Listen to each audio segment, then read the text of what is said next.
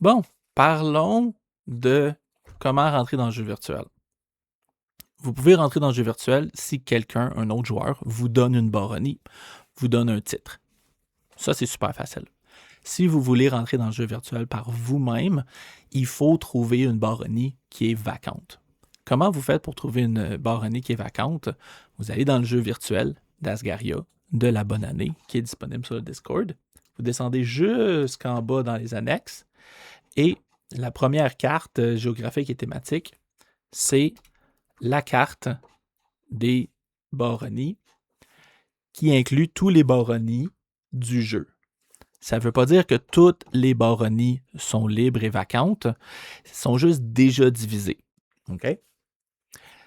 Donc, je vous donne un exemple super simple. Je cherche une baronnie vacante.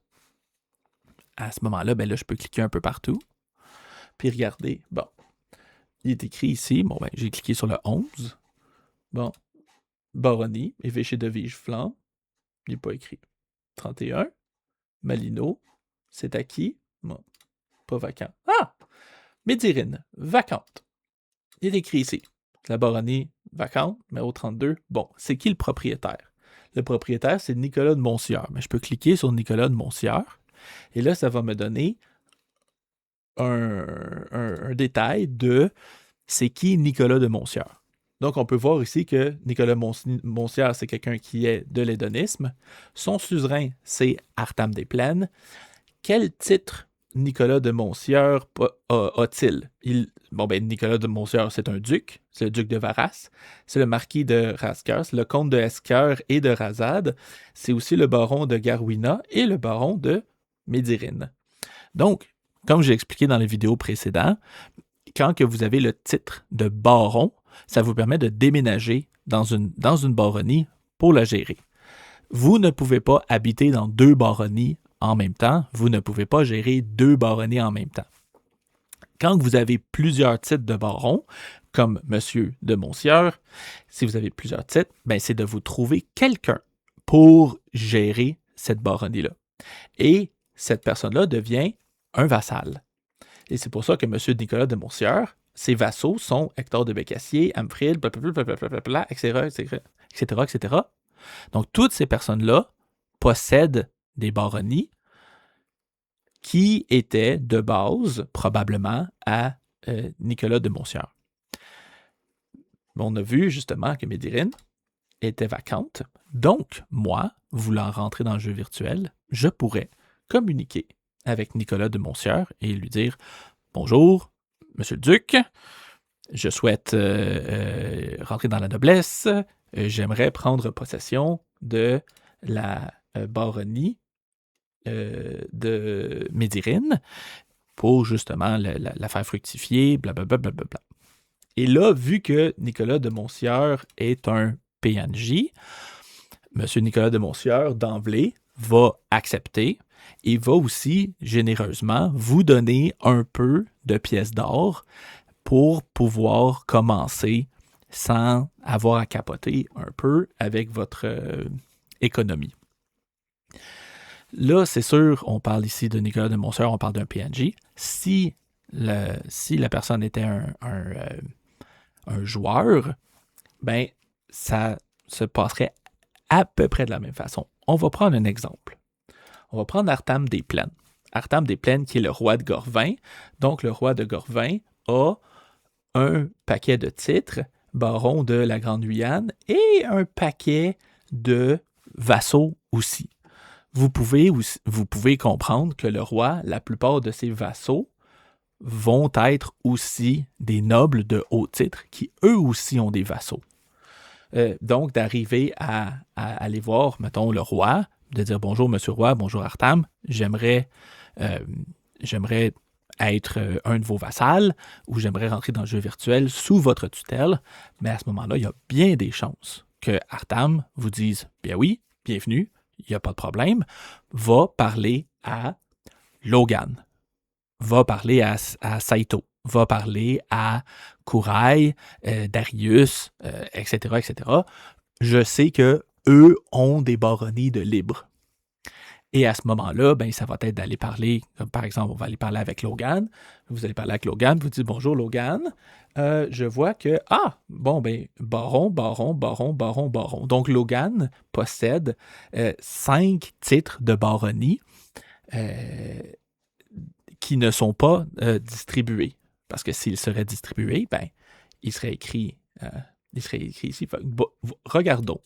Baronnie de l'Éclipse, vacante. Donc, vous pourriez dire, bonjour Logan, j'aimerais prendre possession de la baronnie numéro 174, si ça ne vous dérange pas. Ou, baron de Vélonde. Ah, Vélonde, 181, donc propriétaire, Logan. Ce que ça veut dire que Logan, en ce moment, habite sur cette baronnie-là. Pour ceux qui seraient intéressés à des jeux un petit peu plus militaires, mais c'est comme ça que vous pouvez trouver où est-ce que votre cible habite. Donc, si on en revient à nos moutons, là, il y a plusieurs baronnies un peu partout qui sont vacantes, comme ici, Cyril, propriétaire, Saito. Voilà, c'est Saito 1, 2, 3, 4, 5 aussi. Possède des titres de baron avec des baronnies qui sont libres. Donc, de contacter les joueurs et de dire, bon, j'aimerais ça être ton vassal, c'est sûr que c'est une super bonne façon. Quand vous cherchez à trouver qui possède quelle baronnie, ben c'est dans cette carte interactive-là que vous allez pouvoir voir où est-ce que les baronnies sont vacantes, qui contacter pour en parler.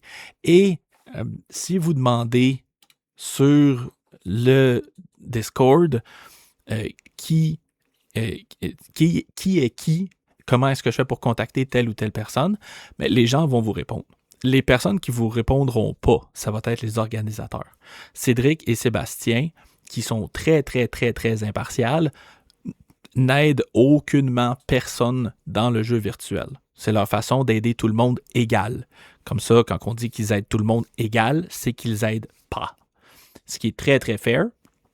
Ils vous invitent justement à vous débrouiller vous-même, développer votre réseau de contacts vous-même, etc. Moi, par contre, mon personnage, Roland, va se faire un plaisir immense de vous donner des coups de main, de vous donner des trucs. Et moi aussi, en tant que organisateur, exactement comme Sébastien et Cédric, si vous me demandez des questions à moi, organisateur, sur qu'est-ce que vous devriez faire avec votre baronnie, les choix qui s'offrent à vous, etc., ben je vous aiderai pas. Par contre, si vous m'envoyez une belle missive roleplay, bonjour Roland, je suis nouveau, baron, j'aimerais avoir quelques coups de main, mais là, mon personnage va se faire un super plaisir de vous donner des informations que mon personnage vous donnerait. Puis c'est la même affaire avec tout le monde. Ça ne veut pas dire que les informations qui vont vous être fournies vont être véridiques ou qui sont nécessairement la meilleure chose à faire pour votre personnage. Mais encore une fois, on s'attend tous à ce que chaque joueur se serve un peu de votre tête. Mais je vous le dis tout de suite, la grosse majorité des joueurs virtuels veulent qu'il y ait plus de monde dans le jeu virtuel, donc vont vous donner des conseils, vont vous donner des ressources, ils vont vous aider. C'est très facile pour n'importe quel joueur de se faire un paquet de ressources de base pour rentrer dans le jeu virtuel.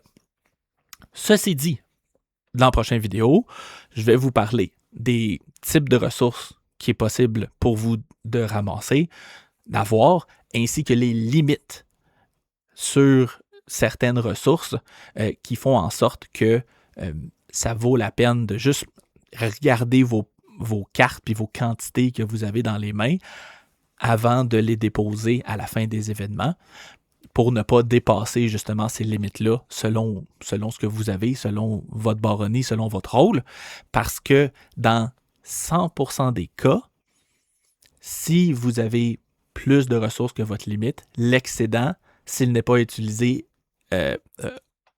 instantanément, il est perdu. On va en jaser durant la prochaine vidéo.